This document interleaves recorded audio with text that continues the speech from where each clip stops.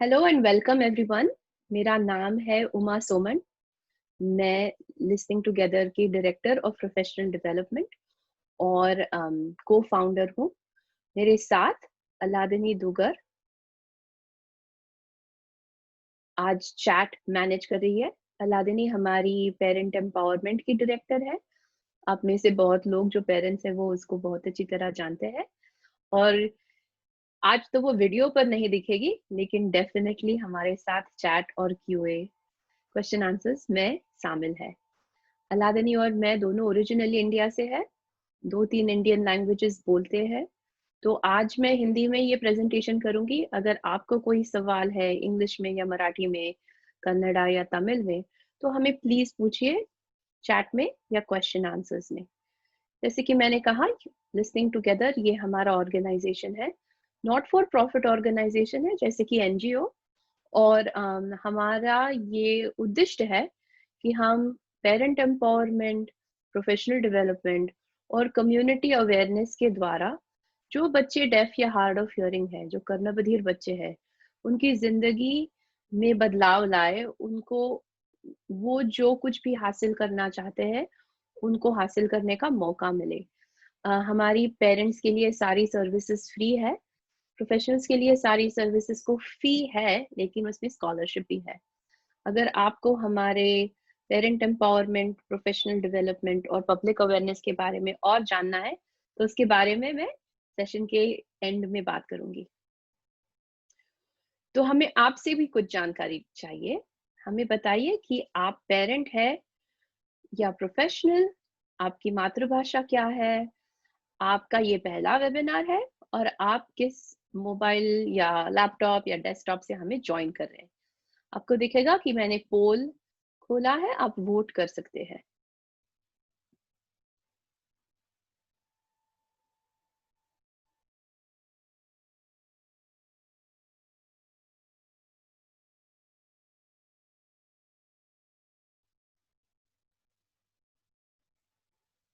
Alright, बहुत सारे लोग वोट कर रहे हैं, दैट्स एक्सीलेंट।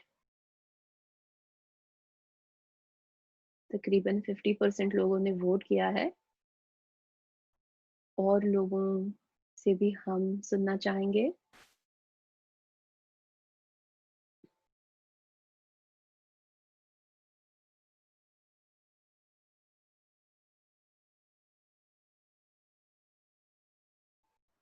ऑलराइट, तकरीबन 75% लोगों ने वोट किया है।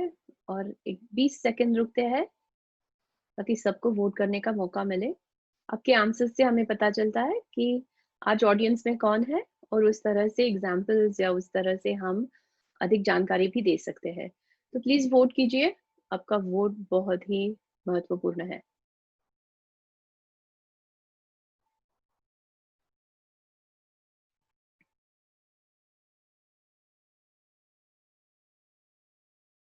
ऑलराइट, अभी मैं पोल एंड करूंगी और हम देख रहे हैं कि वैसे देखा तो 50-50 पेरेंट प्रोफेशनल पार्टिसिपेशन है आज।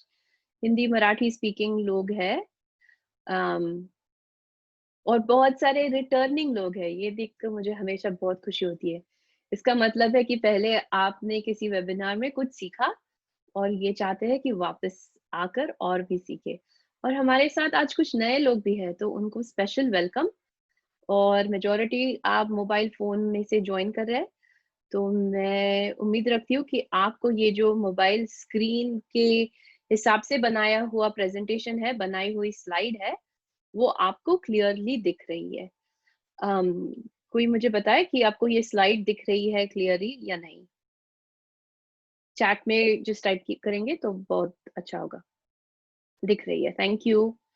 um, तो जैसे कि इस स्लाइड पे दिखा है, आप चैट पर क्लिक करके चैट में टाइप कर सकते हैं। आप Q and A, question answer पर क्लिक करके अगर आपके कोई सवाल है तो प्लीज क्वेश्चन आंसर्स में डालिए। अलादीनी वो मॉनिटर कर रही है, मैं भी उसको देखूंगी। अगर मैं जो बोल रही हूँ उसके बारे में कुछ सवाल है तो हम इमीडिएटली आंसर देंगे, अगर थोड़ा हटके है तो एंड तक रुककर उसका आंसर देंगे। ओके, तो शुरुआत करते हैं। Promoting language for thinking. सोचने के लिए जो भाषा लगती है, उसको चालना देना, इसके बारे में आज का हमारा टॉपिक है। तो आज हम क्या सीखेंगे? हम सीखेंगे कि बोलना और सोचना ये एक-दूसरे के साथ कैसे जुड़े हैं और इसका वर्णन कैसे कर इसके बारे में इसका वर्णन आप कर सकेंगे। हम भाषा के विकास के लिए लगने वाले ज़रूरी टेक्निक्स और स्ट्रैटेजीज़ के बारे में डिस्कस करेंगे और बच्चों को स्कूल में बौद्धिक विकास से निगडित कौन से स्किल्स, कौन से कौशलों का उपयोग करना पड़ता है, इसके बारे में भी थोड़ी बात करेंगे। तो कुछ की कांसेप्ट्स मुझे आपके साथ शेयर करने हैं। आज का हमारा टॉपिक है thinking, right? Language for thinking, बौद्धिक विकास, उसको कॉग्निशन भी कहते हैं। और आज मुझे ये एस्टैब्लिश करना है कि आज जो हमारा डिस्कशन है, वो कॉग्निशन के बारे में होके, सोचने के बारे में होके, इंटेलिजेंस के बारे में नहीं है, आईक्यू के बारे में नहीं है। तो ये जानिए कि जब हम बौद्धिक विकास के बारे में बात करते हैं, तो वो बस पजल्स और शेप्स और कलर्स और नंबर्स नहीं है, लेकिन उससे बढ़कर है। दूसरी की कांसेप्ट है कि बौद्धिक विकास अन्य विकासों के अन्य विकासों से प्रभावित होता है। तो शारीरिक विकास कैसा है, भावनिक विकास कैसे हो रहा है, भाषा का विकास कैसे हो रहा है, इस सब का बौद्धिक विकास पर परिणाम होगा और बौद्धिक विकास का इन सब एरियाज पर भी परिणाम होगा। तीसरी कंसेप्ट है कि कॉग्निशन स्किल्स, सोचने की जो ये स्किल्स है, ये ज्यादा करके प्रक्रिया से रिलेटेड है, प्रोसेस जो है उससे रिलेटेड है, ना कि प्रोडक्ट, ना कि जाके आपने क्या पजल बनाया या क्या मॉडल बनाया या क्या ऐसे लिखा। लेकिन ये जो मॉडल बनाने की, पजल बनाने की, ये कॉम्पोजिशन ऐसे लिखने की जो प्रक्रिया है, उस पे हम ज्यादा से ज्यादा फोकस करेंगे। अगर आपको ये सारी स्किल्स कैसे डेवलप होती है, इसके बारे में अधिक अगर जानकारी चाहिए, तो हियरिंग फर्स्ट वेबसाइट पर जो डेवलपमेंटल माइलस्टोन्स की चेकलिस्ट है, उसको जरूर देखिए। ये चेकलिस्ट इंग्लिश में अवेलेबल है और स्पेनिश में भी अवेलेबल है। अभी तो फिलहाल हिंदी में अवेलेबल नहीं है, लेकिन जो लिखा है वो बड़ी सरलता से लिखा है। तो आप गूगल ट्रांसलेट में डालकर या किसी से पूछकर उसका अर्थ समझ सकेंगे। तो पहली कंसेप्ट कॉग्निशन इन डेली लाइफ के बारे में मुझे जो बताना है आपको, वो है कि हमें पता है कि कॉग्निशन की स्टेजेस होती है, लेवल्स होती है, आसान से लेके मुश्किल तक। तो उसमें 6 लेवल्स होती है और इसका इसकी ये ब्लूम्स टैक्सोनॉमी में चैट में टाइप करती हूँ। ब्लूम्स टैक्सोनॉमी इस मॉडल से निगडित है और ये क्या है, इसके बारे में भी मैं 1 मिनट में बताने वाली हूँ। लेकिन पहले देखते हैं कि ये क्या स्टेजेस है। पहली स्टेज है तो याद रखना। ये बेसिक लर्निंग, बेसिक थिंकिंग की स्टेज है कि जो कुछ भी बताया गया है उसे याद रखना। शायद वो ऑडिटरी होगा या वर्बल होगा या विजुअल होगा देखकर, या मोटर मेमोरी होगा। तो सोचिए कि क्या आपको बच्चों के साथ काम करते हुए या अपने खुद के बच्चों में याद रखना उनके लिए कहाँ और क्यों जरूरी है। आप कहाँ देखते हैं कि वो कुछ मेमोराइज करके बता रहे हैं, ये आपको कहाँ नजर आता है, ये चैट में टाइप कीजिए। तो भाषा के बारे में भी सोचिए, शारीरिक विकास के बारे में भी सोचिए और भी अन्य एरियाज के बारे में सोचिए।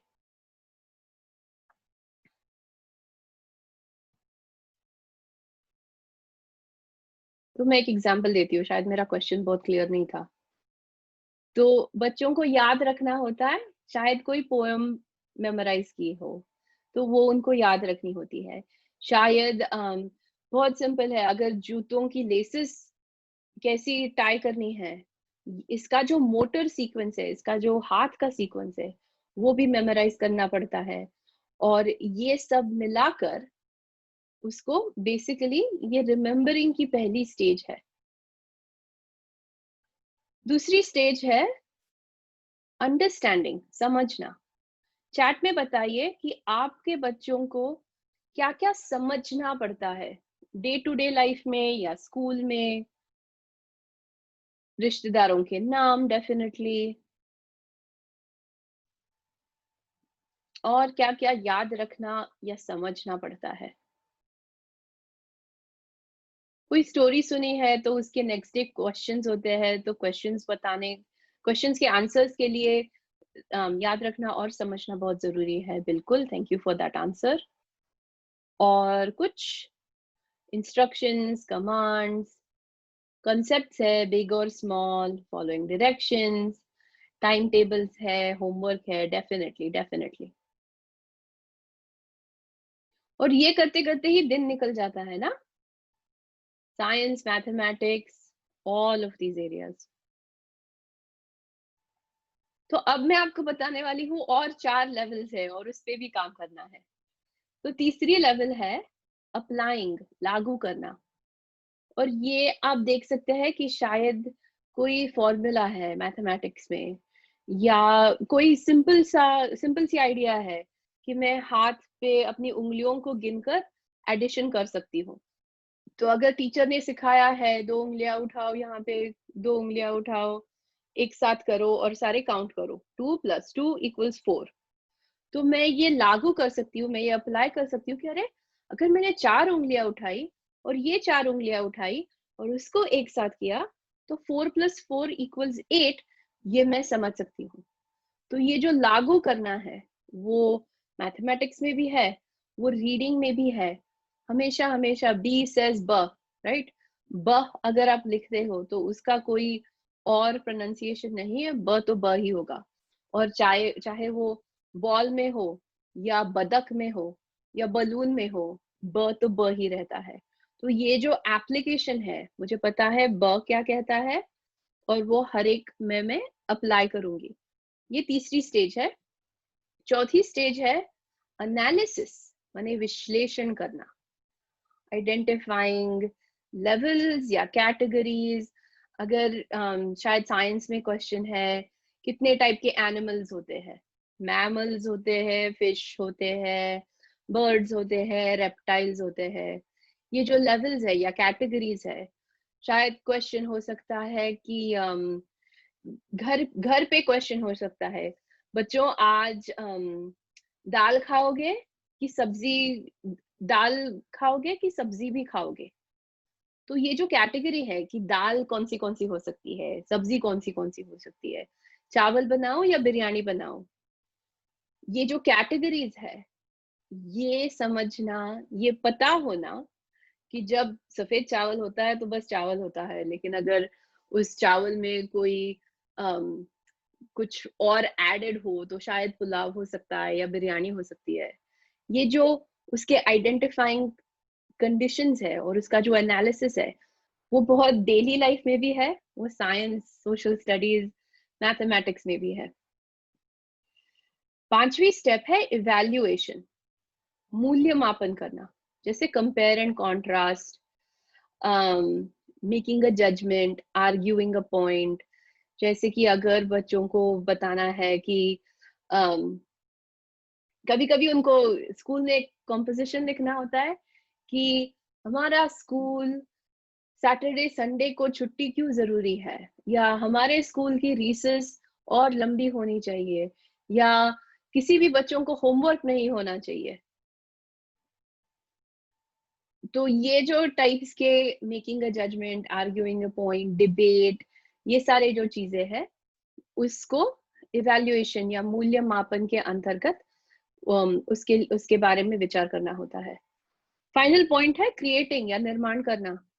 तो ये जो निर्माण करना है, उसका उसका मतलब है कि कोई ओरिजिनल कुछ ऐसे लिखना या ओरिजिनल कुछ स्टोरी बनाना या ओरिजिनल कुछ साइंस में होता है ना, प्रोजेक्ट बनाना, मॉडलिंग करना, ये वो सोलर सिस्टम बनानी है, लेकिन सबसे क्रिएटिवली बनाओ। तो कुछ लोग फ्रूट्स लेकर सोलर सिस्टम बनाते हैं, कुछ लोग क्रिकेट का बॉल, फुटबॉल, टेनिस का बॉल, गोल्फ का बॉल, पिंग पोंग का बॉल, ऐसे सारे लेकर सोलर सिस्टम बनाते हैं। तो ये जो तब जब हम क्रिएट करते हैं, तब हमें याद भी रखना है कि अरे सोलर सिस्टम में ये सारे प्लैनेट्स हैं, हमें समझना भी है कि एक के बाद कौन सा आता है, फिर हमें अप्लाई भी करना है कि अरे सूरज तो इतना बड़ा है, फिर उसके बाद इवैल्यूएट और फिर ये सब मिला के क्रिएट करना है।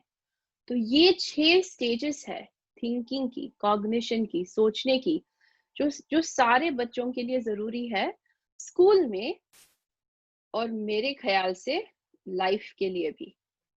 क्या आप इस मुझसे सहमत है?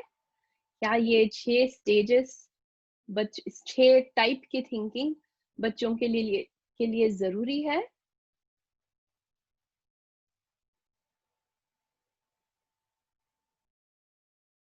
एक्सीलेंट। तो अब ये भी सोचिए कि अगर ये सारे स्किल्स बच्चों के पास नहीं है, अगर किसी स्किल में कुछ कम पड़ गया है, या किसी स्किल की प्रैक्टिस नहीं है, या किसी स्किल को प्रैक्टिस करने का मौका ही नहीं मिला, तो बच्चों में आपको क्या दिखेगा? उनको क्या डिफिकल्टीज आएंगी? उसका लॉन्ग टर्म लाइफ पे इम्पैक्ट क्या होगा?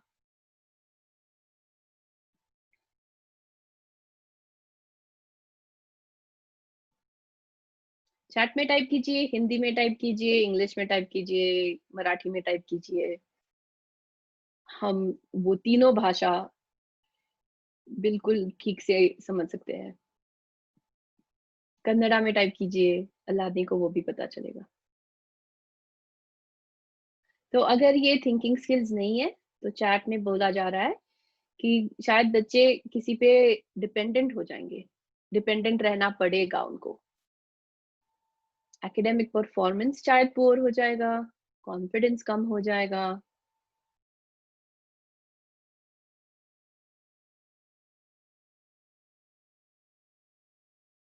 एज से पीछे पड़ जाएंगे, बिल्कुल कम्युनिकेशंस में प्रॉब्लम हो सकती है।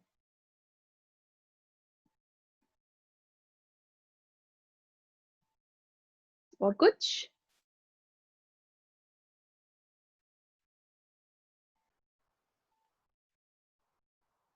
नॉलेजेबल नहीं बन पाएंगे, क्वालिटी ऑफ लाइफ भी पुअर हो सकती है, सोशल बिहेवियर पर इम्पैक्ट हो जाएगा, personality development, other skills definitely. उसके बारे में और थोड़ी बात करते हैं।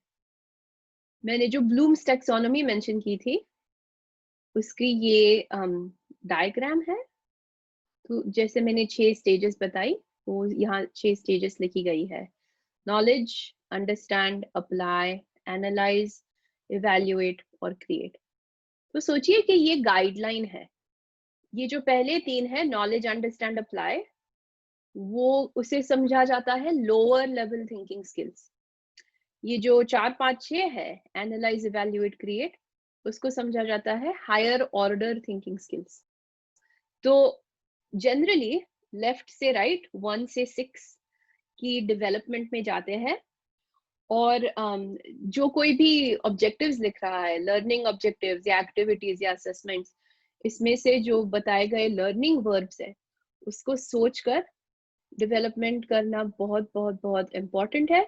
और मुझे ये भी पता है कि कभी कभी ये जो सारे लेवल्स है, ये स्कूल में प्रोग्रेस करने के लिए शायद जरूरी नहीं है, लेकिन जिंदगी में प्रोग्रेस करने के लिए मेरे ख्याल से ये 6 लेवल जरूरी है। तो कल के वेबिनार में, कल जब हमने इंग्लिश में ये वेबिनार किया था, तो एक सवाल आया कि क्या ये एक के बाद एक डेवलपमेंटल है। तो उसका जवाब मेरे पास ऐसा है कि एक के बाद एक होता है, लेकिन बार बार हम ये रिपीट करते हैं। तो सोचिए कि ऐसा नहीं है कि 5 साल के बच्चों को नंबर 1 पूरी तरह से आना चाहिए। ऐसा नहीं है कि 12 साल का बच्चा है तो उसको नंबर 1 और 2 लेवल के स्किल्स में काम ही नहीं करना है। तो एग्जाम्पल देखिए, शायद सोचिए कि क्लास 2 सेकंड स्टैंडर्ड में होने वाला बच्चा है, वो वाटर साइकिल सीख रहा है। तो वाटर साइकिल में क्या होता है?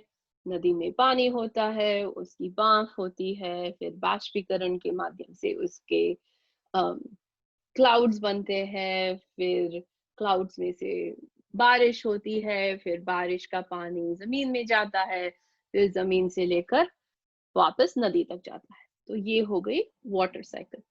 तो ये नॉलेज और अंडरस्टैंड लेवल है। क्या है वाटर साइकिल, उसके क्या स्टेप्स है, उसके क्या शब्द है उसके अनुसार, ये सारे मेमोराइज करने हैं। लेकिन फिर टीचर ये भी पूछ सकती है कि बच्चों सोचो, क्या होगा अगर पानी सारी एक साल बारिश ही नहीं हुई?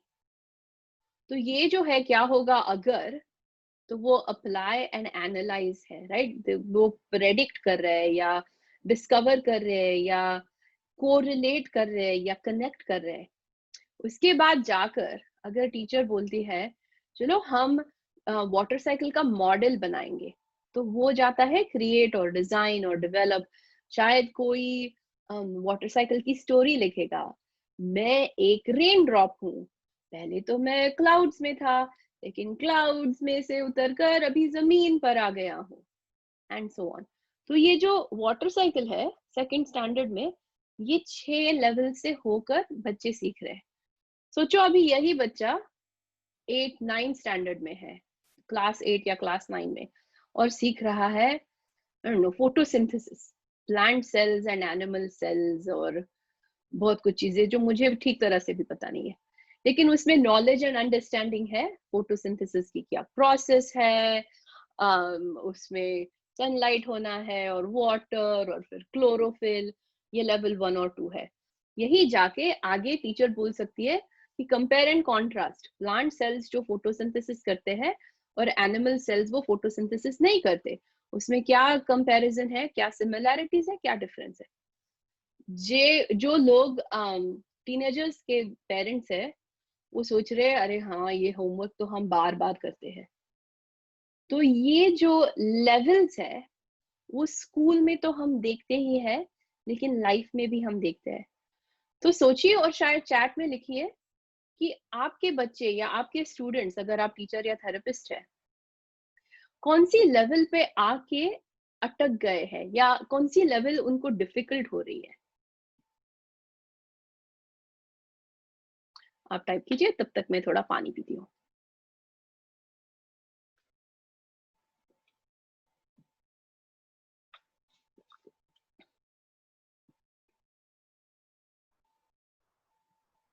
क्या नॉलेज अंडरस्टैंडिंग बहुत ही आसान है?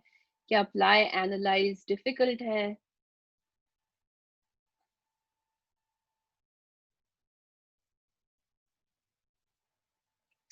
तो एक क्वेश्चन आया है, the boundary between knowledge and understand or apply and analyze is a little gray. तो I would say yes, knowledge understand sort of एक साथ जाता है, लेकिन कभी कभी हम कुछ भी बिना समझे बस रट्टा मार के मेमोराइज भी कर सकते हैं। तो नॉलेज विदाउट अंडरस्टैंडिंग भी हो सकती है, लेकिन अच्छी तरह से करनी है तो knowledge and understand is probably what goes together. वैसे ही अप्लाई और एनालाइज, अप्लाई तो हम कर लेते हैं इंटरनली, जब एनालाइज कर रहे हो तो उसके बारे में थोड़ा एक्सप्लिसिटली बोलना पड़ता है या एक्सप्लिसिटली बताना पड़ता है। Good question, thank you for that. Apply analysis right, generally यही लेवल्स है जहां बच्चे, स्पेशली डेफ बच्चे आकर अटक जाते हैं, और उसके कारण हो सकते हैं कि उनको लैंग्वेज में डिफिकल्टी हो रही है, कुछ जो बताया गया है वो पूरी तरह से समझा नहीं है, तो वो बस रट्टा मार के या मेमोराइज करके टेस्ट के लिए पढ़ाई करके समझ गए हैं, फिर टेस्ट खत्म हो गई, सब गुम हो गया। तो वो कंसेप्ट उनको ठीक ठीक तरह से समझी नहीं है, इसलिए वो अप्लाई और एनालाइज नहीं कर सकते। दूसरी बात ये हो सकती है कि उनको समझ में आया है, लेकिन जो लैंग्वेज चाहिए, जो वोकेबलरी चाहिए, जो ग्रामर चाहिए, ये एक्सप्लेन करने के लिए, वो उनके पास नहीं है। स्ट्रक्चर्स फॉर्म करने का प्रॉब्लम होता है, डेफिनेटली डेफिनेटली, गुड पॉइंट। तो आज हम आपको 3 टिप्स या स्ट्रैटेजीज देना चाहते हैं, ताकि आप आपके बच्चों के साथ, भले वो आपके बच्चे हो या आपके स्टूडेंट्स हो, उनके साथ सोचने की, थिंकिंग, कॉग्निटिव डेवलपमेंट पर काम कर सकेंगे। तो पहला सजेशन है, पहली स्ट्रैटेजी है, ask thought provoking questions and get away from the one right answer. बच्चों को सोचने के लिए उद्युक्त करने वाले प्रश्न पूछे और एक सही जवाब का पीछा छोड़ दे। मैं 2 मिनट में बताऊंगी मैं इससे मैं क्या आपको कहना चाहती हूँ। दूसरी स्ट्रैटेजी है create opportunities to think and enjoy the process. सोचने के लिए अवसर दे और सोचने की प्रक्रिया का आनंद ले। और finally give language to all thoughts. जो बच्चों के दिमाग में चालू है, शायद उनके पास शब्द नहीं है लेकिन आपके पास शब्द है, तो उन विचारों को भाषा दे। तो देखते हैं ये कैसे करना है। Ask thought provoking questions. इससे मेरा क्या मतलब है? तो पहले सोचते हैं कि हम बच्चों को प्रश्न क्यों पूछते हैं, पर्पस क्या है, सवाल पूछने का पर्पस क्या है। बच्चों को सवाल पूछकर हम ये जानना चाहते हैं कि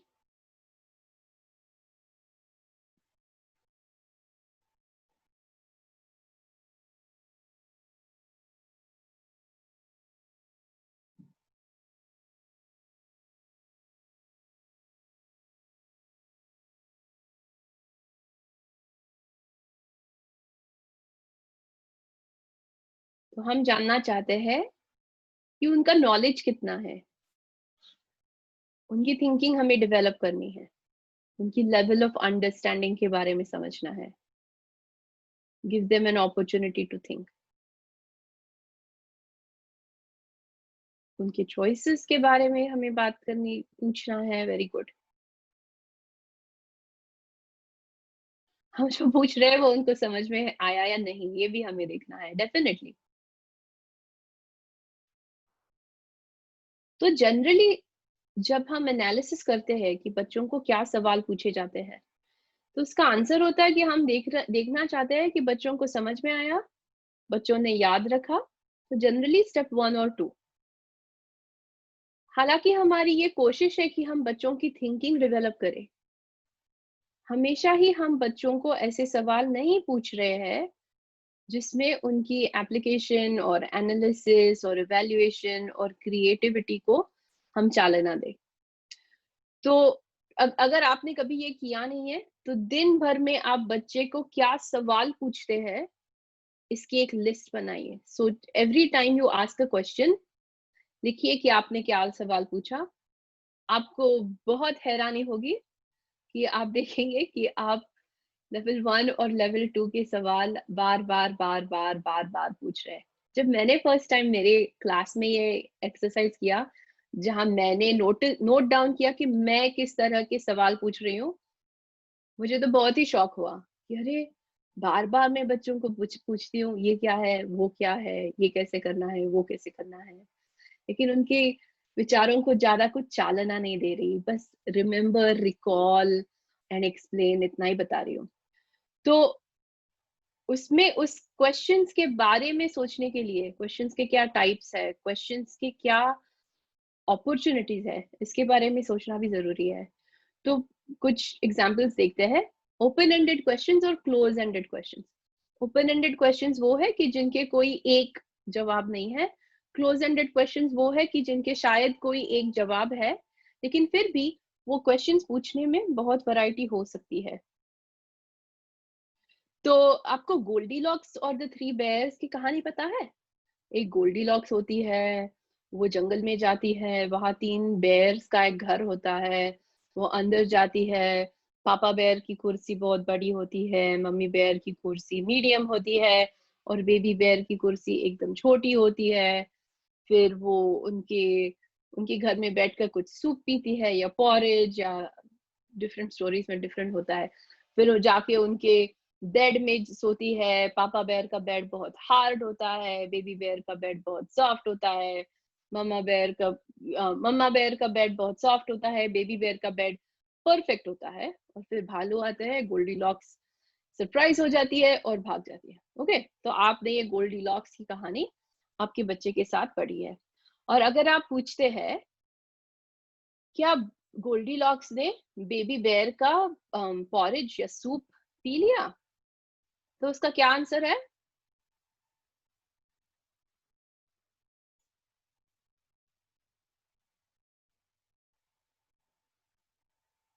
क्या गोल्डी लॉक्स ने बेबी बेयर का सूप पी लिया? यस। एक शब्द में आंसर हो गया।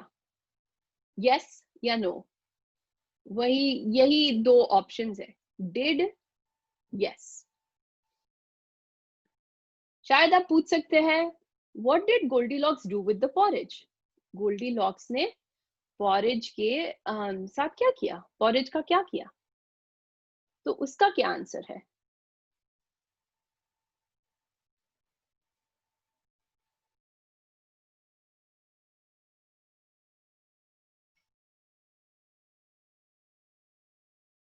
तो तब आपको ज्यादा अवसर है, राइट? आप बोल सकते हैं हाँ उसने सारे बेयर्स का पॉरेज टेस्ट किया, लेकिन फिर बेबी बेयर का सारा पॉरेज खा लिया। तो ये वन वर्ड आंसर नहीं है, इसमें आपने थोड़ा मौका दिया है लैंग्वेज एक्सपांशन के लिए। तीसरा सवाल है, तीसरा टाइप का सवाल है, what did Goldilocks do in the bears' house? ये तो बहुत ही ब्रॉड सवाल है, ये तो पूरा स्टोरी रीटेलिंग का सवाल है। और फाइनल सवाल है, what do you think about the story of Goldilocks and the three bears? Goldilocks और थ्री बेयर्स की स्टोरी के बारे में आपको क्या लगता है? तो उस लास्ट क्वेश्चंस के आंसर्स प्लीज टाइप कीजिए। अगर आपको गोल्डीलॉक्स की स्टोरी पता है तो Goldilocks and the three bears के स्टोरी के बारे में आपको क्या लगता है, ये प्लीज चैट में टाइप कीजिए। What do you think about the story of Goldilocks and the three bears?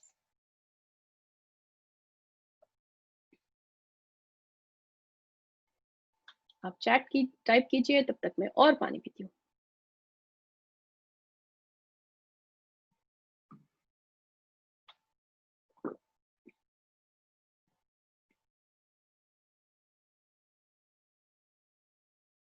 I'm practicing my wait time. मैं आपके आंसर्स के लिए वेट करूंगी।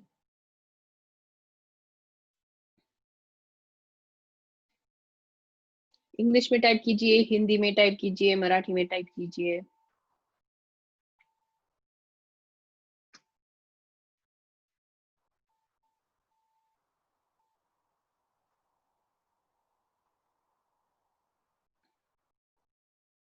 तो Goldilocks and the three bears की स्टोरी के बारे में लोग सोचते हैं कि बच्चों को गुड हैबिट सीखने को मिलेगी स्टोरी से, सॉफ्ट और हार्ड बेड्स और बिग एंड स्मॉल चेयर्स के बारे में जानकारी मिलेगी। बिना पूछे किसी थिंग को नहीं लेना चाहिए, ये भी बच्चे सीखेंगे। तो देखिए ये आंसर यस नो से बढ़कर है। तो मुझे ये पॉइंट करना है कि हमें यस नो क्वेश्चंस तो पूछने हैं ही, क्योंकि हमें नॉलेज चेक करना है। लेकिन बस यस नो क्वेश्चंस पूछकर हमें रुकना नहीं है, हमें और भी टाइप के क्वेश्चंस पूछने हैं ताकि बच्चों की थिंकिंग स्किल्स डेवलप हो सके। Okay, does that sound okay?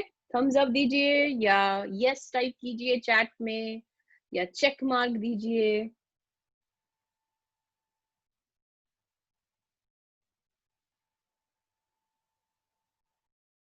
Okay, तो नेक्स्ट मुझे आपको ये मैजिक क्वेश्चंस बताने हैं जिसको आप यूज करके, जिसको आप बच्चों के साथ पूछ के बच्चों की थिंकिंग और लैंग्वेज डेवलपमेंट को बढ़ावा दे सकते हैं। तो पहला क्वेश्चन है, आपको क्या दिखाई दे रहा है?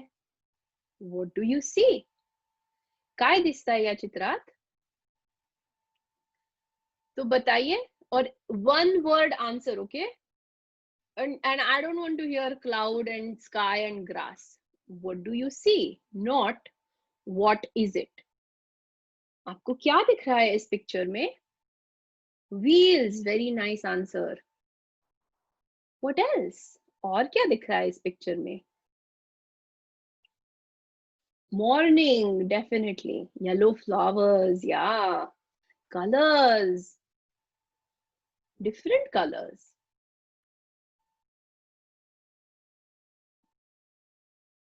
What else?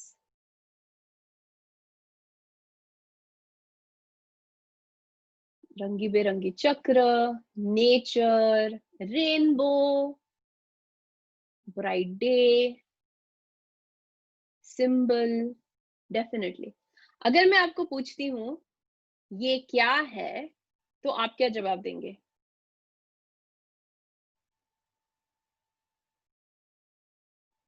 ये विंडमिल है, या यू you नो know, ये क्या है? इसका एक ही सही जवाब है। लेकिन जब मैं पूछती हूँ कि व्हाट डू यू सी, आपको क्या दिखाई दे रहा है, तो उसके बहुत सारे जवाब है। और अगर बच्चों को ये क्या है, अगर बच्चों को क्लाउड ये शब्द पता नहीं है, तब भी बच्चे बोल सकते हैं, oh up up up, soft white. शायद बच्चे बोल सकते हैं, oh I see cotton balls, कापूस, राइट। बच्चे तो वो जो ये राउंड राउंड वाला है, उसे इंग्लिश में पिन व्हील कहते हैं, मराठी में भिरभिरा कहते हैं, आई डोंट नो हिंदी में क्या कहते हैं। um, तो ये जो वर्ड्स है, पिन व्हील या भिरभिरा, अगर ये बच्चे को पता नहीं है तो बच्चा बोलेगा, ओ मुझे नहीं पता, मुझे पता नहीं है इसको क्या कहते हैं। हो गया खत्म। बच्चे को अभी आंसर देने में इंटरेस्ट नहीं है, बच्चे को पता है, ओ अपन को तो कुछ नहीं आता, मैं क्यों कुछ आंसर दे दूं। बच्चे का कॉन्फिडेंस चला गया, बच्चे को कोई चांस नहीं मिला बोलने के लिए। जब आप पूछते हैं कि आपको क्या दिख रहा है, तो बस अगर बच्चा कहता है red blue yellow pink, yes absolutely, red blue yellow pink मुझे भी दिख रहे हैं, ये सारे कलर्स देखो, ये देखो पर्पल भी दिख रहा है, और ये देखा आपने ग्रीन ग्रास, आपको उस पे कुछ लैंग्वेज डेवलपमेंट करने का चांस मिलता है। शायद आप बोल सकते हो round and round, round and round, गोल गोल घूम रहा है, क्या करना होगा हमें? हाँ, ऐसे उस पे हवा डालकर वो गोल गोल घूमेगा। व्हाट डू यू सी, ये पूछकर अब बहुत सारी लैंग्वेज एक्सपांड कर सकते हैं। कल एक सवाल था, एक्चुअली मैं दूसरा वाला पहले दिखाती हूँ। ओके, तो ये हो गया छोटे बच्चों के साथ इन जनरल लाइफ। स्कूल में ये जो आपको अभी पिक्चर दिख रहा है, वो सिटी ऑफ स्टोरीज, कहानियों का शहर, ये स्टोरी वीवर में एक बुक है, उसका फ्रंट कवर है। तो ये देखिए, और अगर मैं आपको पूछती हूँ what do you see, not what is it, what do you see, आपको क्या दिखाई दे रहा है, तो आप क्या बताएंगे? प्लीज चैट में टाइप कीजिए। ये पिक्चर में आपको क्या दिखाई दे रहा है?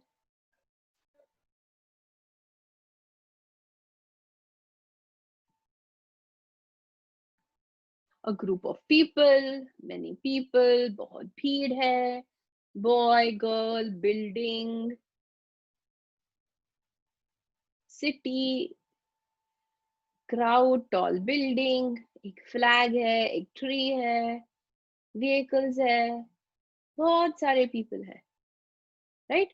तो ये भी है, ये बहुत सारी वोकैबुलरी है। तो आप उसकी एक्टिविटी ऐसे भी बना सकते हैं, before you read the book, अभी कुछ शुरू भी नहीं हुआ है, तो आप बोल सकते हैं, अरे मुझे दिख रहा है एक लड़की है, वो माँ का हाथ पकड़ के चल रही है, क्या आपको दिख रहा है? क्या आपको दिख रही है लड़की जो माँ का हाथ पकड़ के चल रही है? तो सुना आपने, लड़की जो माँ का हाथ पकड़ के चल रही है, the girl who is holding the mother's hand. तो ये बस सिंपल सा सेंटेंस है, लेकिन आपने कॉम्प्लेक्स लैंग्वेज डेवलपमेंट के लिए कुछ कोशिश की है इस सेंटेंस से। भीड़ भाड़ का एक शहर, शायद कुछ बच्चे शायद बोलेंगे, अरे ये तो मुंबई है, ऐसा सीन तो बस मुंबई में दिखता है, लोग है, गाड़ियां है, बैल है, कुत्ते हैं, बड़ी बिल्डिंग है, छोटी बिल्डिंग है, सारा कुछ है। तो ये सवाल पूछ पूछ कर आपको क्या दिखाई दे रहा है, बच्चे से आप कुछ आंसर पा सकते हैं। उसका ये भी एक फायदा है कि बच्चे को पता चलता है कि अरे इसमें कोई गलत जवाब है नहीं, तो मैं ये रिस्क ले सकती हूँ, और बच्चों का कॉन्फिडेंस बढ़ता है। बच्चों को गिव और टेक से वो सीख रहे हैं, सर्व एंड रिटर्न से सीख रहे हैं, ना कि आप बस बोल रहे हैं ये देखो ये बिल्डिंग है, ये देखो ये लड़की है, ये देखो ये बगीचा है, ये देखो ये पेड़ है, जो कुछ भी। तो पहला मैजिक क्वेश्चन है, आपको क्या दिखाई दे रहा है? व्हाट डू यू सी? और इसमें बहुत सारी अपॉर्चुनिटीज है, लिसनिंग, लैंग्वेज, स्पीच, लिटरेसी, सारे के लिए। दूसरा मैजिक क्वेश्चन है, इनमें क्या समानताएं है, इनमें क्या फर्क है? How are they alike, how are they different? तो ये देखिए, इस सारे टॉयज का एक पिक्चर है, इनमें आपको क्या समानताएं दिखाई दे रही है? प्लीज चैट में टाइप कीजिए।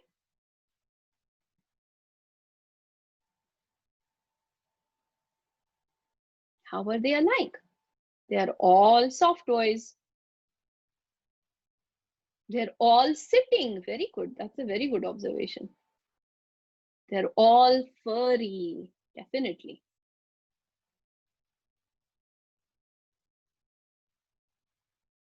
Okay, तो अभी बताइए इनमें क्या फर्क है? What are the differences? और अब आप ज्यादा वर्ड्स और फुल सेंटेंसेस में भी रिस्पॉन्ड कर सकते हैं। Different shades of brown colour, big and small, अलग अलग एनिमल्स है, कुछ भालू है, कुछ लैम्स है, कुछ लायंस है, कुछ बनी रैबिट्स है, स्मॉल और बिग, सो साइज में डिफरेंस है, शेप में थोड़ा डिफरेंस है। तो जब हम ये डिस्कस करते हैं तो शायद बच्चा आपको जस्ट बोलेगा, लुक, स्मॉल, बिग। तो आप बोलेंगे हाँ, some are small and some are big. तो आपने सम, ये प्रोनाउन इंट्रोड्यूस किया है, इंडेफिनिट प्रोनाउन इंट्रोड्यूस किया है, ताकि बच्चे को पता चले, अरे ऐसे इस तरह भी हम उसके बारे में बात कर सकते हैं। आप शायद ये भी बोल सकते हैं कि अरे all of them have small eyes except the lamb that has really big eyes। तब आपने except ये इंट्रोड्यूस किया है। तो इन क्वेश्चंस को डिस्कस करके आपको बहुत सारी लैंग्वेज अपॉर्चुनिटीज मिलती है, जो आप शायद रोजमर्रा की जिंदगी में आपको नहीं मिलती है, या स्कूल के होमवर्क में आपको नहीं मिलती है। तो ये हो गया रोजमर्रा की जिंदगी के बारे में। साइंस में अगर आपके बच्चे विंड एनर्जी के बारे में सीख रहे हैं, तो शायद उनको है compare and contrast, how are they alike, how are they different. तो यही लॉजिक इस्तेमाल करके आप इसके बारे में भी और एक्सपांड कर सकते हैं। तो वो हो गया क्वेश्चन 2। पहला क्वेश्चन है व्हाट डू यू सी, दूसरा क्वेश्चन है how are they alike, how are they different.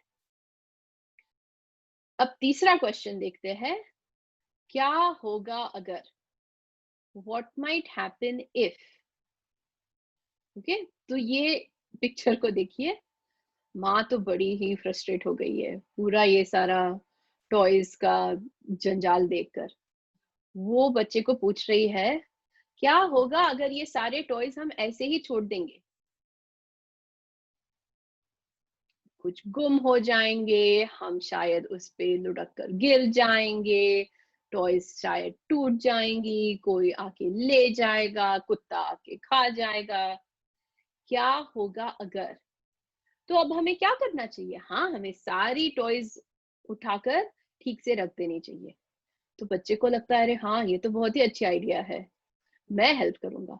तो आप जो सारी माएं घर दिन भर घर साफ करने में लगी रही है, शायद आपके बच्चे आपको हेल्प भी कर देंगे अगर आप ये मैजिक क्वेश्चंस उन्हें पूछते हैं। तो क्या होगा अगर, ये लेवल 3 और 4 का सवाल है, अप्लाई, एनालाइज, कभी कभी लेवल 5 का भी, इवैल्यूएट। क्या होगा अगर हमने ये सारी टॉयज ऐसे ही छोड़ दी? जब हम ओल्डर बच्चे या स्कूल के बारे में सोचते हैं, तो ये एक शायद एग्जाम्पल है साइंस या एनवायरमेंटल साइंस से। क्या होगा अगर हाथियों को पानी नहीं मिला? क्या होगा अगर शिकारियों ने सारे हाथियों को मार दिया? क्या होगा अगर हाथी जहां रहते हैं वहां के सारे पेड़ तोड़कर हमने बिल्डिंग बनाई। क्या होगा अगर हस्तिदंत के लिए, आइवरी के लिए हाथियों को मार दिया गया? उसके बारे में हम क्या कर सकते हैं? क्या होगा अगर टॉयज नहीं क्लीन की? क्या होगा अगर ये बड़ा एनवायरमेंटल क्वेश्चन हमने सॉल्व नहीं किया? तो ये अप्लाई, एनालाइज, इवैल्यूएट और क्रिएट, तो अगर ये होने वाला है तो उसके बारे में हम क्या कर सकते हैं? क्या होगा अगर, what might happen if? It's a very powerful question and doesn't have just one right answer, क्योंकि बहुत कुछ हो सकता है, आपको नहीं पता क्या क्या हो सकता है। बहुत कुछ ऑप्शंस हो सकते हैं, बहुत कुछ चॉइसेस हो सकते हैं। तो इस क्वेश्चन में से प्रिडिक्टिंग, जब, तब, then, when, if, then, because, until, unless, ये सारी कॉम्प्लेक्स लैंग्वेज की प्रैक्टिस हो सकती है। Final question, second final question है, फोर्थ क्वेश्चन है, आपको कैसे लगेगा? आप क्या करोगे? How would you feel? What would you do? तो पहला क्वेश्चन था व्हाट डू यू सी, दूसरा था how are they like, how are they different, तीसरा था क्या होगा अगर, व्हाट माइट हैपन इफ, चौथा है how would you feel, what could you do. तो अरे यार, सब्जी वाले ने तो सारी सब्जी एक ही थैली में डाल दी, उफो, अब आप क्या करोगे? आप क्या करोगे? इस सब्जी की थैली थैली को कैसे उसको सॉल्व करोगे? कितना बड़ा प्रॉब्लम हो गया, कैसे सॉल्व करोगे, राइट? हाँ मम्मी, सारे फ्रिज में जाने वाले सब्जी यहाँ रखते हैं, फिर फ्रूट्स वहां रखते हैं, फिर जो बाहर रखना है आलू और टमाटर, आई डोंट नो, वो यहाँ रखते हैं। How would you feel? How, what would you do? What could you do? तो ये जो कैटेगराइजिंग है, रिमेम्बर मैंने कहा था बच्चों को याद करना है कि अरे एनिमल्स है, उसमें मैमल्स है और फिश है और रेप्टाइल्स है और जो कुछ भी है, बर्ड्स है। इसकी शुरुआत घर में सब्जी सॉर्ट करने से होती है। इसकी शुरुआत घर में, अरे ये तो लॉन्ग स्लीव्स का ड्रेस है, हमें अभी इस सीजन में लॉन्ग स्लीव्स के कपड़े तो नहीं पहनने हैं, ये बाजू में रख देते हैं। अरे ये तो शॉर्ट स्लीव्स है, ये तो हम पहन सकते हैं, ये इस साइड में रखते हैं। अरे ये तो रेनकोट है, रेनकोट की तो कोई जरूरत ही नहीं है, अभी बारिश ही नहीं है, ये उस तरफ रखते हैं। ये जो बहुत बहुत बहुत simple how do you feel, what would you do questions है, इसमें से वापस से अप्लाई, एनालाइज, इवैल्यूएट, क्रिएट, ये अपॉर्चुनिटीज तैयार होती है। Broken toys, one of my all time favourite activity. अगर आपके पास टूटे हुए खिलौने हैं तो उन्हें फेंकिए नहीं, उनको लाकर, अरे ये तो टूट गया, अभी इसका हम क्या करेंगे? क्या हम उसको फिक्स कर सकते हैं? नहीं, क्या हम उसको किसी और तरह से यूज कर सकते हैं? कैसे करेंगे? What would you do to fix this toy? What would you do to use this toy differently? How would you? ये जो हाउ व्हाट के क्वेश्चंस है, इसमें से वंस अगेन बहुत सारी listening, language, speech literacy activities और अपॉर्चुनिटीज आपको मिल सकती है, कुछ ज्यादा कष्ट किए बिना। कोई स्पेशल टॉयज नहीं लानी है, कोई स्पेशल बुक्स नहीं लाने हैं, बस हर रोज की जिंदगी में आपको ये सवाल पूछने हैं और बच्चों को सवाल के जवाब देने के लिए टाइम देना है। अगर उनको ये सवाल समझ में नहीं आते तो आपको उनको आंसर्स मॉडल करके दिखाना है। ये तो सारी सब्जियां एक साथ हो गई है, चलो उनको अलग अलग करते हैं। यहाँ पे हम गोभी रखेंगे, गोभी तो फ्रिज में जाता है, और गाजर भी फ्रिज में रखने हैं तो वो यहाँ रखेंगे। संतरे और सेब तो फ्रिज में नहीं रखने हैं, वो तो बाहर ही रखने हैं, वो इस तरफ रखेंगे, एंड सो ऑन। आपको बस ये मॉडल करना है, अगर आपके बच्चों को अभी तक ये पता नहीं है तो। फाइनल सवाल नहीं है, प्रॉम्प्ट है। आप बच्चों को बोल सकते हैं मुझे बताओ, या शायद ओके उसका चित्र बनाओ या उसके बारे में लिखो। तो इस चित्र में आप देख रही है कि एक बच्ची है जो डायनासोर टॉयज के साथ खेल रही है। शायद बच्ची बस खेल रही है, तो आप बता सकते हैं मुझे बताओ क्या हो रहा है, डायनासोर्स डायनासोर्स क्या कर रहे हैं? अम, मम्मा डायनासोर है, वो बेबी डायनासोर के साथ जा रही है।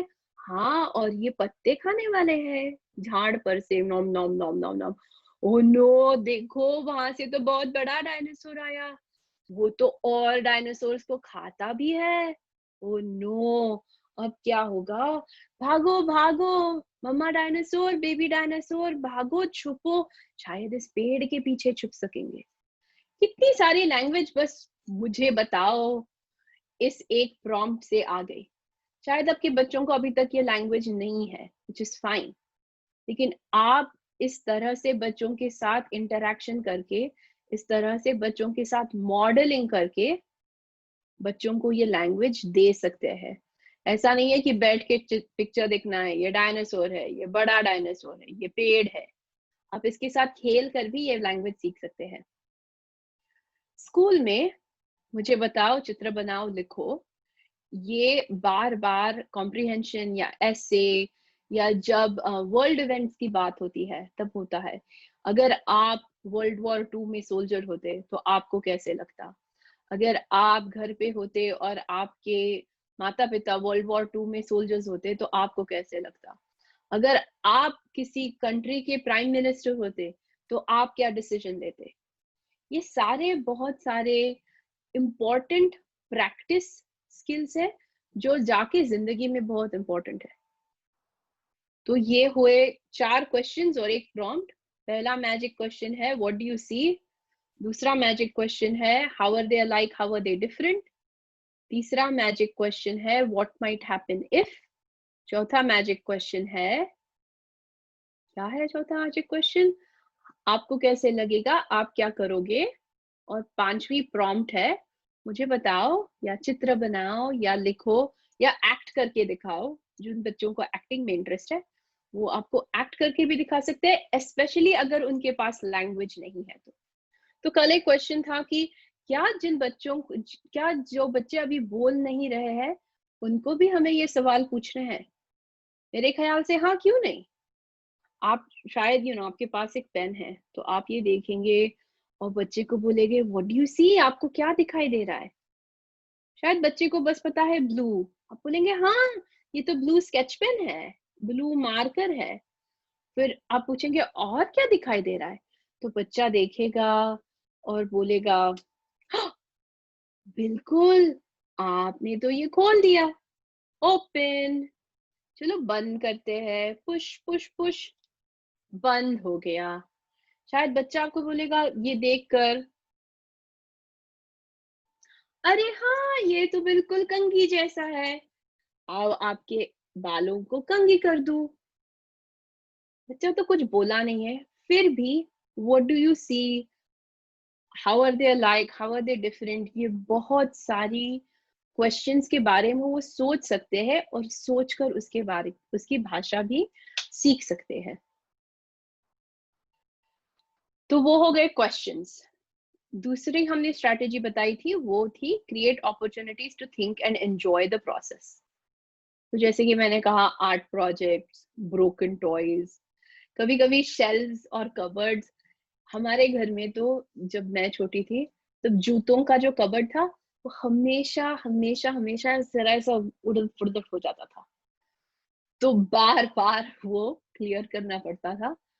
तो हम टर्न्स लेते थे कि अरे कैसे क्लियर करना है, तो वो ऑर्गेनाइज करना है कि जो जूते हर बार लगते हैं वो यहाँ रखना है, स्कूल के जूते यहाँ है, बाहर जाने के जूते यहाँ है, शादी में पहनने के जूते पीछे डालने हैं।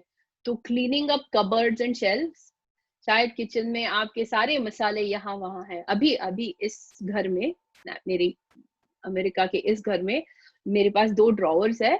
एक ड्रॉवर में सारे मिक्स मसाले हैं, तो गरम मसाला है, छोले का मसाला है।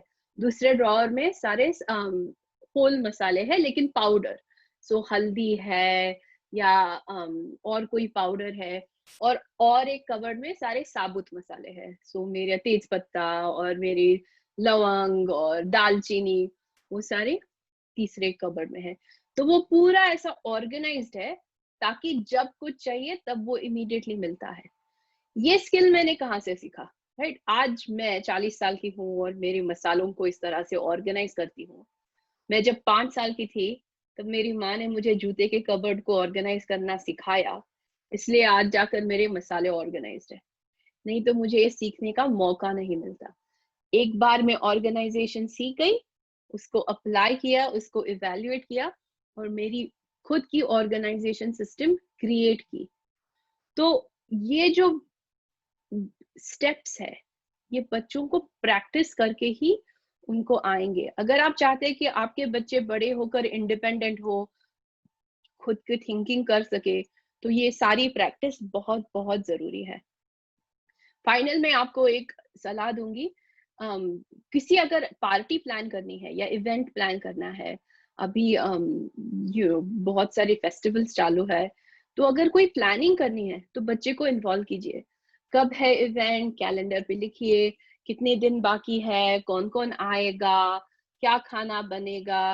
अभी कोविड है तो हम कैसे बैठेंगे, क्या हमारे बीच में 6 फीट का अंतर रहेगा, क्या हम इतने लोगों को इनवाइट कर सकते हैं, खाने के लिए हम कैसे ऑर्गेनाइज करेंगे ताकि सबके हाथ सारे सारे बर्तनों को नहीं लगते। प्लानिंग एन इवेंट जो हमारे सोसाइटी में बार बार बार बार होता है, ये भी है बहुत ही अच्छी प्रोसेस है।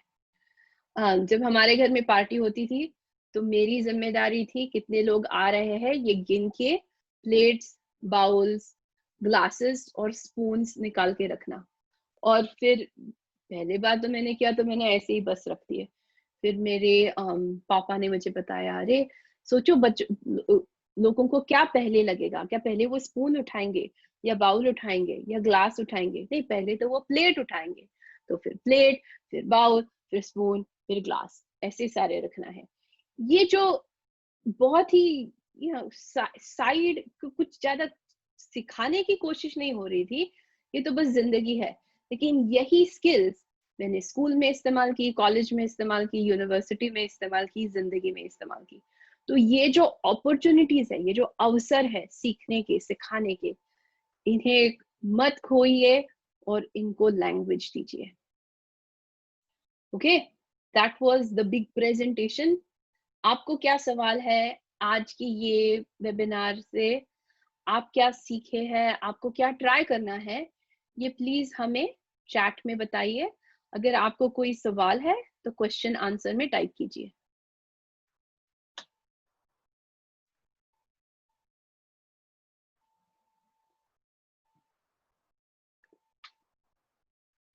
ऑलराइट, मैं आपके सवालों के लिए रुकूंगी और तब तक मैं आपको नेक्स्ट स्टेप्स बताऊंगी। अभी इसके बाद जब वेबिनार खत्म होगा तो आपको एक सर्वे दिखेगा, प्लीज वो सर्वे कंप्लीट कीजिए ताकि हमें पता चले आपको ये वेबिनार उपयुक्त हुआ या नहीं। और 3-4 दिन में हम ईमेल भेजेंगे इस वेबिनार के रिकॉर्डिंग के साथ, एज वेल एज इस वेबिनार में हमने जो बताया उसको एक जस्ट उसके लिख के उसकी एक समरी बना के भी आपको भेजेंगे, तो ताकि आपके पास ये सारे क्वेश्चंस लिखित स्वरूप में भी अवेलेबल होंगे। हमारा अगला वेबिनार सितंबर में है। हम ये ख्वाहिश रखते हैं कि आप हमें वहां ज्वाइन करेंगे। अगर आपने हमारी stories of Maya and Sid की बुक देखी नहीं है तो प्लीज वो चेकआउट कीजिए। इंडिया में किंडल पर ई बुक अवेलेबल है, यूएस और अन्य देशों में हार्ड कॉपी भी अवेलेबल है। ये स्टोरी है माया की, जो 2 कोक्लियर इम्प्लांट्स पहनती है और एक नया दोस्त बनाती है। सितंबर में हमारा वेबिनार है सोशल लैंग्वेज, संभाषण के लिए लगने वाली भाषा के बारे में। और अक्टूबर का वेबिनार है अटेंशन, एग्जीक्यूटिव फंक्शन और मेमोरी। हमारे प्रोफेशनल, जैसे मैंने शुरू में कहा, पेरेंट एम्पावरमेंट के लिए हमारे पेरेंट ग्रुप्स होते हैं और प्रोफेशनल्स के लिए हमारे कोर्सेस होते हैं। कल ही हमने एक 4 वीक लिटरेसी रीडिंग कोर्स शुरू किया है जिसकी एडमिशन अभी फुल है, और हमारा फाउंडेशन कोर्स की भी एडमिशन फुल है। लेकिन हम अगले साल के कोर्सेस जल्द ही अनाउंस करेंगे। अगर आपको ये उपयुक्त लगा तो हम ये ख्वाहिश रखते हैं कि आप ये रिसोर्सेज शेयर करेंगे अगर आपको और जानकारी चाहिए तो शायद हमें इनवाइट करेंगे आपके स्कूल में या आपके थेरेपी सेटअप में इसके बारे में और बातचीत करने के लिए। और अगर आपको चाहिए, अगर आपको लगता है कि ये बहुत ही इम्पोर्टेंट काम है, तो आप हमें डोनेशन भी दे सकते हैं। लेकिन वेबिनार्स हमेशा ही फ्री रहेंगे, पेरेंट सर्विसेज हमेशा ही फ्री रहेंगी। तो क्योंकि हम ये चाहते हैं कि फाइनेंसेस की वजह से किसी को सर्विसेज ना मिले, ऐसा हो नहीं। ऑलराइट, तो मैं देख रही हूँ कि कुछ चैट में सवाल आ रहे हैं। और एक क्वेश्चन है, open ended questions can be asked right from the beginning और after a particular language age. I would suggest right from the beginning आप सवाल पूछिए और उसके जवाब भी दीजिए, ताकि बच्चे की लैंग्वेज डेवलपमेंट भी हो और उनको ये भी पता चले कि इस सवालों के कैसे जवाब देने हैं। चैट में कोई रिस्पॉन्सेस है, कोई कह रहा है कि ओपन एंडेड क्वेश्चंस ज्यादा इस्तेमाल करेंगे, फैंटास्टिक। चाइल्ड को सिखाने से पहले खुद ऑर्गेनाइज होना होगा, तभी सिखा पाएंगे, एंड दैट्स फाइन, राइट? इसलिए ब्लूम्स टैक्सोनॉमी है जो हमें खुद को ऑर्गेनाइज रखने में मदद कर सकती है। जनरली मैं क्या करती हूँ, मैं प्लानिंग करती हूँ, फिर मैं देखती हूँ कि कौन सी स्टेजेस के एक्टिविटीज मैंने प्लान की है, और अगर कोई स्टेज की एक्टिविटीज प्लान नहीं की है तो मैं वो एक्टिविटीज ऐड करती हूँ। इससे मैं ऑर्गेनाइज रहती हूँ कि मैं मेरे स्टूडेंट्स के साथ सारी लेवल्स पे काम कर रही हूँ। Alright, and that is our webinar for today. Thank you very much.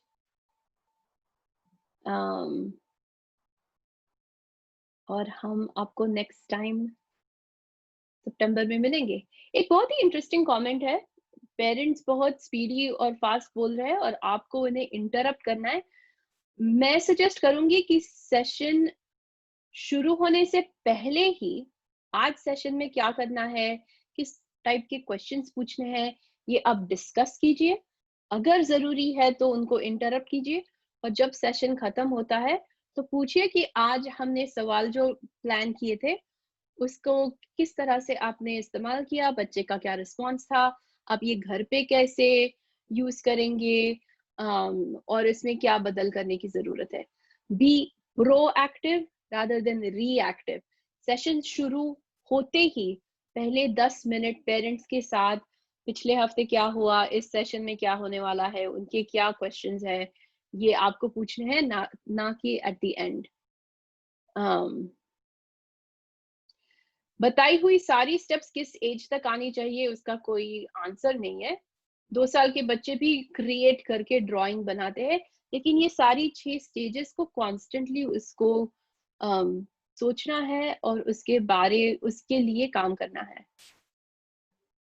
Alright, thank you all.